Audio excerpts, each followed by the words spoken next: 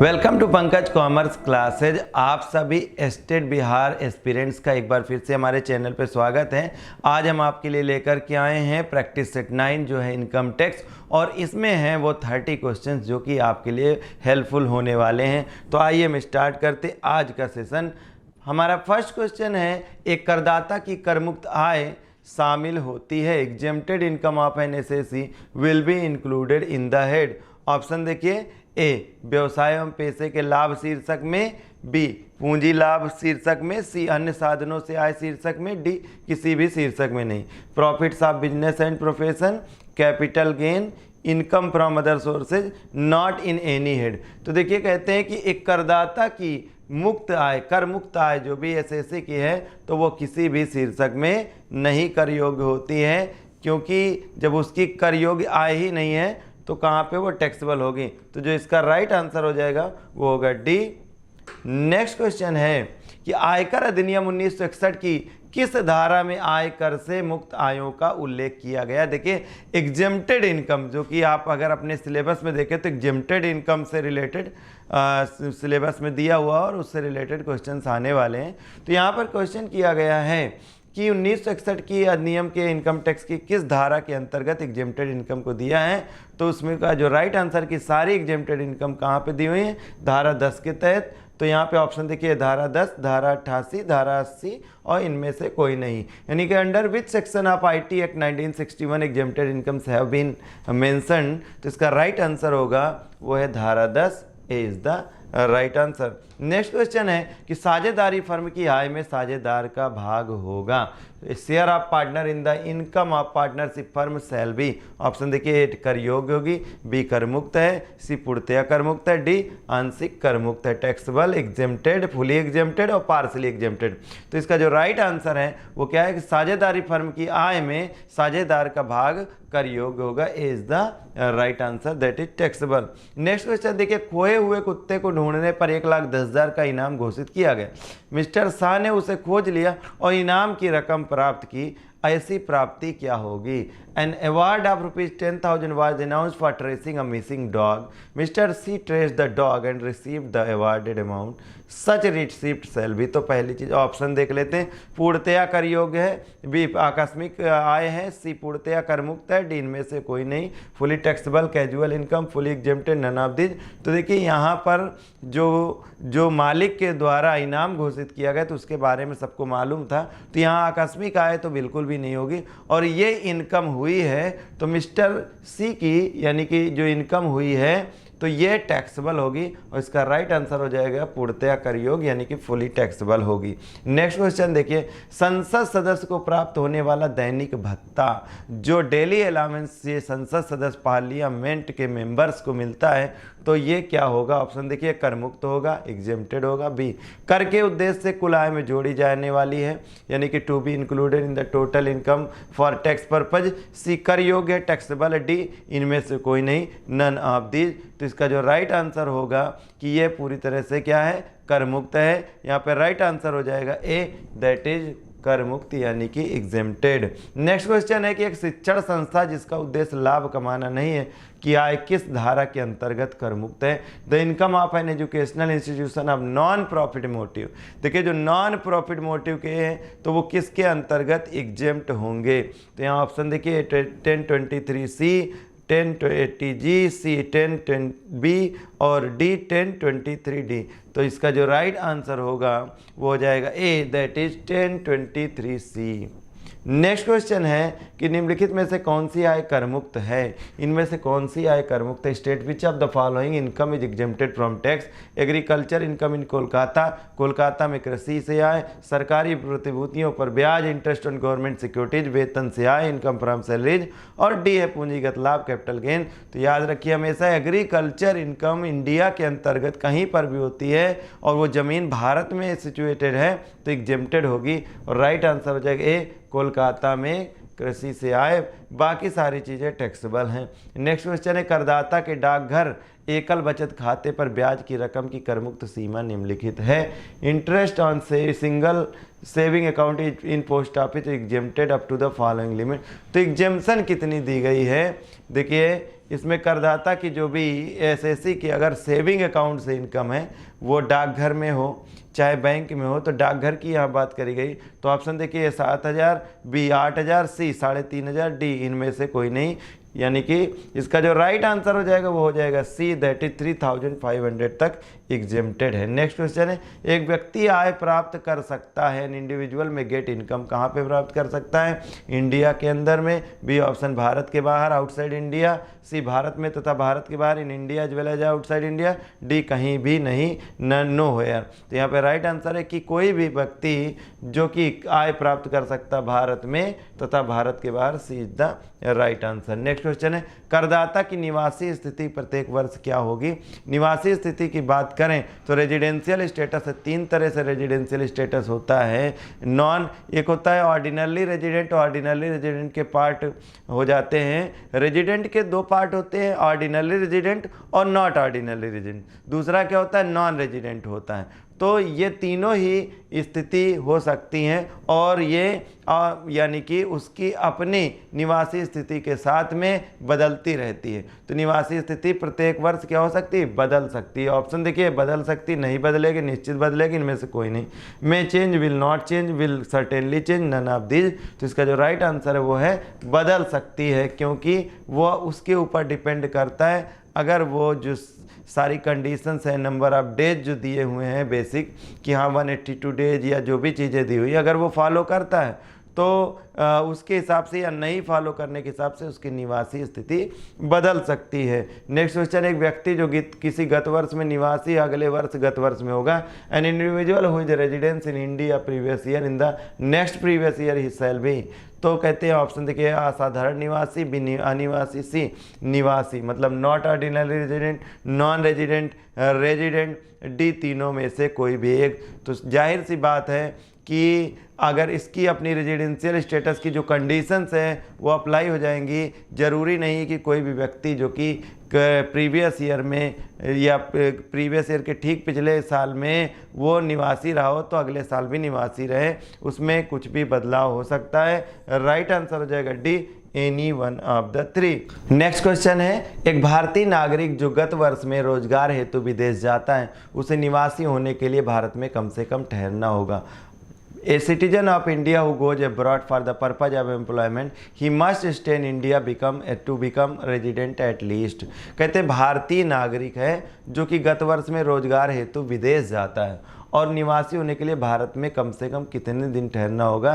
तो अगर कोई भारतीय नागरिक है तो उसे भारत के अंदर में निवासी स्थिति के लिए, निवासी होने के लिए या ऑर्डिनरी रेजिडेंट जिसको बोलते हैं उसके लिए उसको जो 60 दिन वाली कंडीशन है उसको ना पूरी करके 182 दिन की कंडीशन पूरी करनी होगी। तो यहाँ पे राइट आंसर हो जाएगा ए, दैट इज 182 डेज।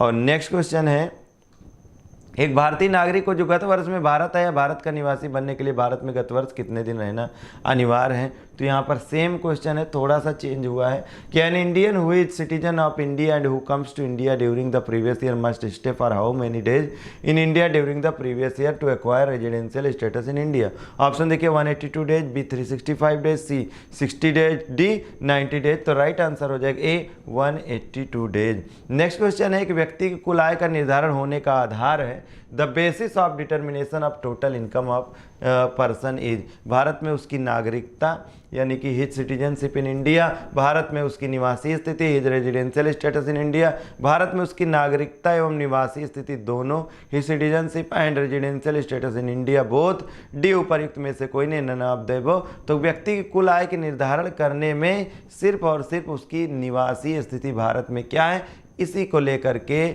उसकी इनकम को टैक्सेबल किया जाता है। तो यहाँ पे जो राइट आंसर हो जाएगा वो हो जाएगा बी, दैट इज भारत में उसकी निवासी स्थिति। नेक्स्ट क्वेश्चन है, मिस्टर पी का भारत में 18 अप्रैल 1987 को जन्म हुआ और बाद में उसने अमेरिका की नागरिकता ग्रहण कर ली।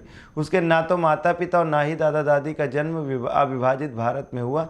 ऐसी स्थिति में मिस्टर पी क्या होगा। Mister P was born on 18 अप्रैल 1987। देखिए 1987 में इन इंडिया में जन्म हुआ and later on he took the citizenship, और उसके बाद यूएसए में चला गया।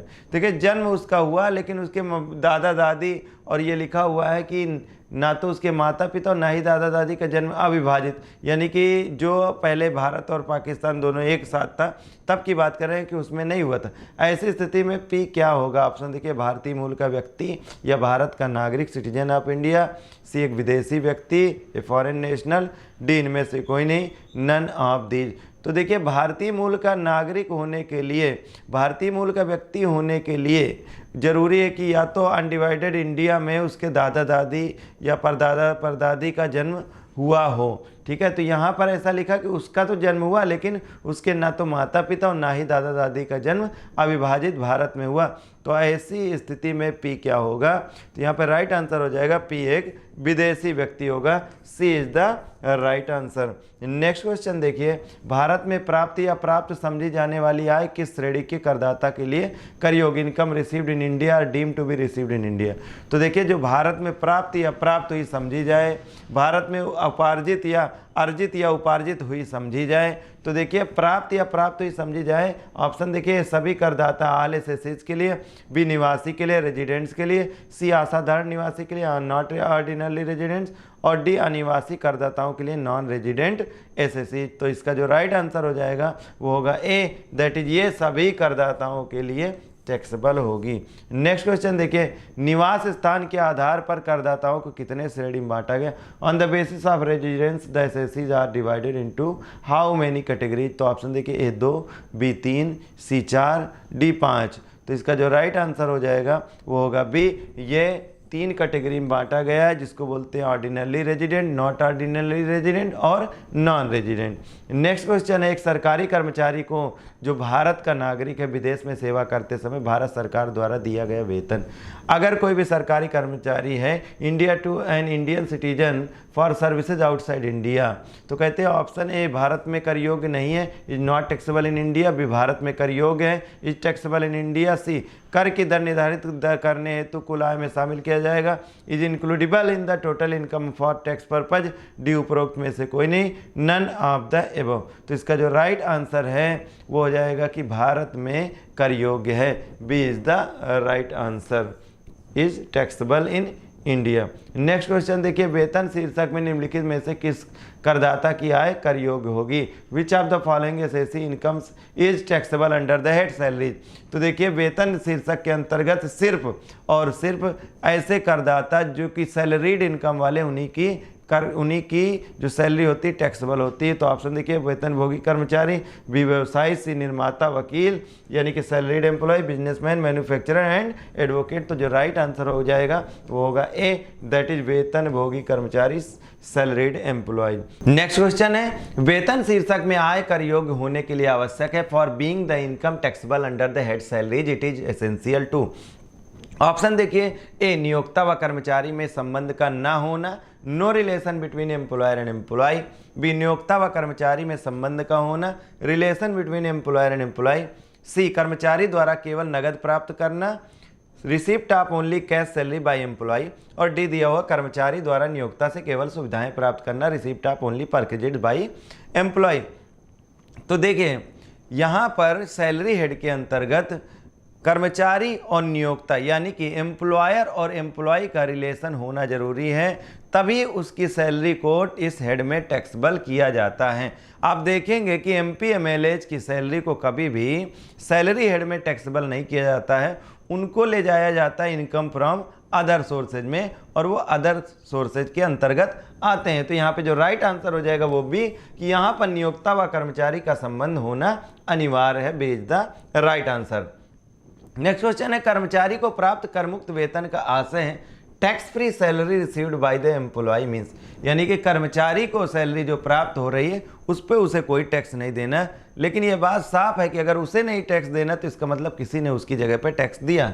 ऑप्शन देखिए, कर का भुगतान कर्मचारी द्वारा किया जाएगा, tax will be paid by the employ, B कर का भुगतान कर्मचारी व नियोक्ता दोनों के द्वारा दिया जाएगा, tax will be paid by the employ and employer both, कर का भुगतान नियोक्ता द्वारा किया जाएगा, tax will be paid by the employer, D इनमें से कोई नहीं, नन ऑफ दीज। तो इसका जो राइट आंसर है कि कर का, यहाँ पर राइट आंसर क्या हो जाएगा कि कर का भुगतान नियोक्ता द्वारा किया जाएगा, यानी कि tax will be paid by the employer. Next question है नियोक्ता द्वारा वेतन में से की गई कटौतियां। ऑप्शन देखिए, ए शुद्ध वेतन में जोड़ी जाएंगे, शुद्ध वेतन में नहीं जोड़ी जाएंगे, सी कुछ नहीं किया जाएगा, डी कटौतियों का आधा भाग जोड़ा जाएगा। Deduction from salary by an employer will be included in the net salary, will not be included in the net salary, C and nothing will be done, D half part of the deduction will be included. तो यहाँ पे right answer हो जाएगा कि शुद्ध वेतन में जोड़ी जाएंगे, A will be the right answer, will be included in the net salary.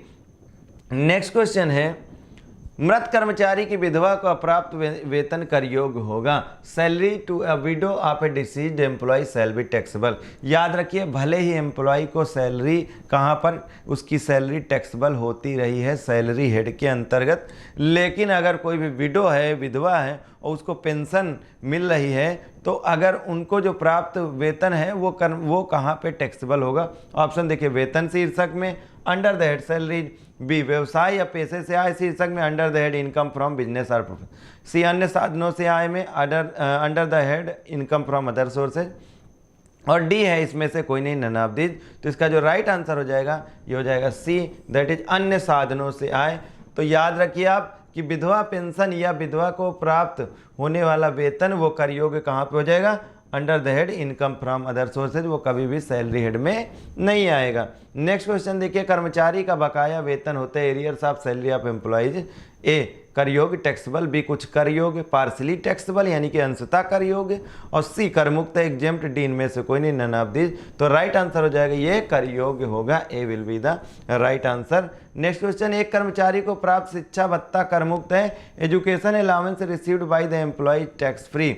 Option देखिएगा, सैलरी हेड के अंतर्गत ये दिया हुआ है, और ये अलाउंस का है कि एजुकेशन अलाउंस दिया जाता है कितना, ए 2 बच्चों के लिए फॉर 2 चिल्ड्रन, बी 1 बच्चे के लिए फॉर 1 चाइल्ड, सी 3 बच्चों के लिए फॉर 3 चिल्ड्रन, और डी इनमें से कोई नहीं, नन ऑफ दिस। तो इसका जो राइट आंसर हो जाएगा वो ए 2 बच्चों के लिए यानी कि for 2 children. Next question is, एक नियोक्ता द्वारा अपने कर्मचारी को मोटर कार के साथ दिया गया ड्राइवर का वेतन निम्न दर से उसके वेतन में जोड़ा जाएगा। Salary of driver provided with motor car to the employee by an employer shall be included in salary at the following rate. Option देखिए, ए 500 रुपये प्रति माह, बी 600 रुपये प्रति माह, सी 800 रुपये प्रति माह, डी इनमें से कोई नहीं, 500, 600, 800, नन ऑफ दीज। तो देखिए कि नियोक्ता द्वारा जब कर्मचारी को दिया जाता है वेतन, यानी कि कर्मचारी को जो ड्राइवर की जो परक्विजिट यानी कि सुविधा प्रोवाइड करी जाती है, तो वो अलाउंस जो होती है वो 600 और 900 होती है, और जिसमें कि देखना होता है कि वहाँ पर छोटी कार थी या बड़ी कार थी, कंडीशन अप्लाई। और यहाँ पर जो है, यहाँ पर जो राइट आंसर होगा वो इन दोनों में ही नहीं है, यानी कि इनमें से कोई नहीं is the right answer, D will be the right answer. Next question है कि निजी संस्था में कार्यरत कर्मचारियों को प्राप्त मनोरंजन भत्ते के संबंध में कटौती, deduction of entertainment allowance to employees engaged in private concern. देखिए जो ये प्राइवेट ये जो डिडक्शन है इंटरटेनमेंट अलाउंस का, तो इंटरटेनमेंट अलाउंस का डिडक्शन सिर्फ और सिर्फ गवर्नमेंट एम्प्लॉयज को होता है। तो यहाँ पर जो राइट आंसर हो जाएगा, ऑप्शन देखिए, प्रदान की जाती कटौती के संबंध में मतभेद, सी प्रदान नहीं की जाती, डी इनमें से कोई नहीं, allowed there is difference bit of opinion regarding deduction, और नॉट अलाउड इसके बाद है इनमें से कोई नहीं, नन ऑफ दिस। तो इसका जो राइट आंसर है कि ये इनको डिडक्शन यानी कि प्राइवेट कर्मचारियों को अलाउड ही नहीं होती, तो नॉट अलाउड ये राइट आंसर हो जाएगा।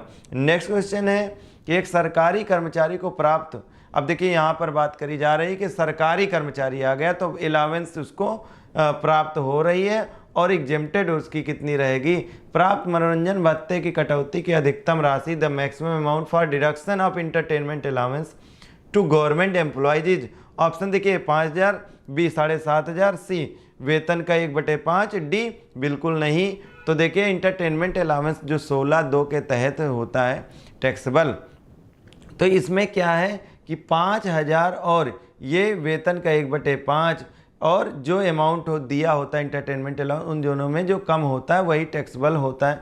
तो यहाँ पे जो राइट आंसर है कि एक सरकारी कर्मचारी को प्राप्त मनोरंजन भत्ते कटौती अधिकतम कितनी हो जाती है, वो 5000 रुपये इसकी राशि है।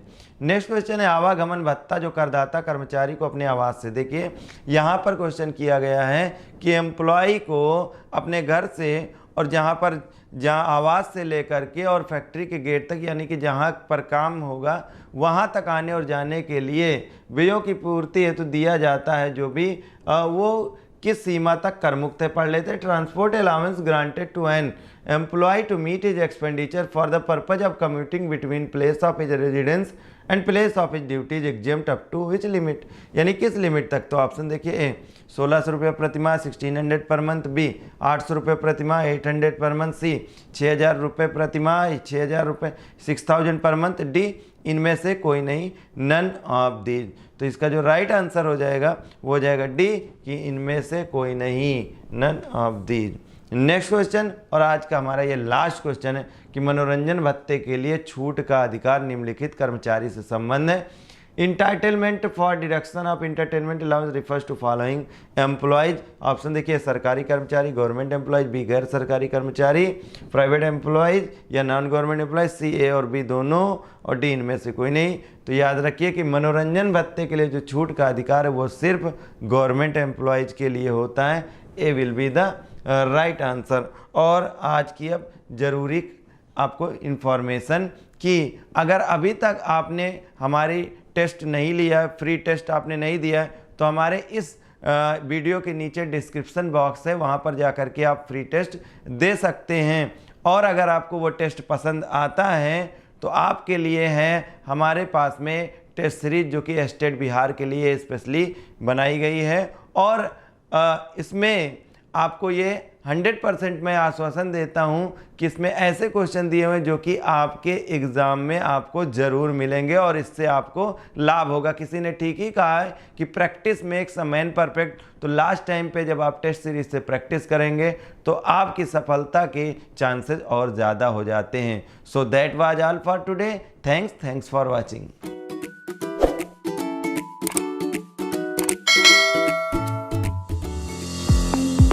Now, students can enjoy online mode of digital learning with official app of Pankaj Commerce Classes available in Play Store.